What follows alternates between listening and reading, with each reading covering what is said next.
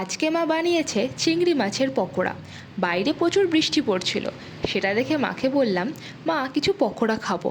মা দেখলো ফ্রিজে কয়েকটা চিংড়ি মাছ রাখা রয়েছে। মা আমায় বললো তাহলে চিংড়ি মাছের পকোড়া বানাই। আমার তো চিংড়ি মাছের পকোড়া খেতে খুবই ভালো লাগে। আপনাদের কার কার চিংড়ি মাছের পকোড়া খেতে ভালো লাগে কমেন্টে অবশ্যই জানাবে। মা প্রথমে অল্প একটু বেসন নিল।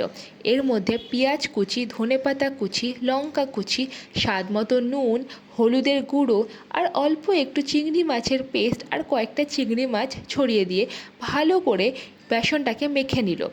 আপনাদের যদি এই ভিডিওটা ভালো লাগে তাহলে চ্যানেলটাকে সাবস্ক্রাইব করে একটা লাইক আর কমেন্ট করে দিয়ে যাবেন। আমি তো নতুন ক্রিয়েটার, যদি কিছু ভুল হয় তাহলে কমেন্টে অবশ্যই জানাবেন, তাহলে আমার বুঝতে ঠিক সুবিধা হবে। এরপর মা কড়াইয়ে তেল গরম করে এক এক করে চিংড়ি মাছের ব্যাটারগুলোকে ছেড়ে দিল। ব্যাস, কিছুক্ষণই পর চিকেন পকোড়া রেডি।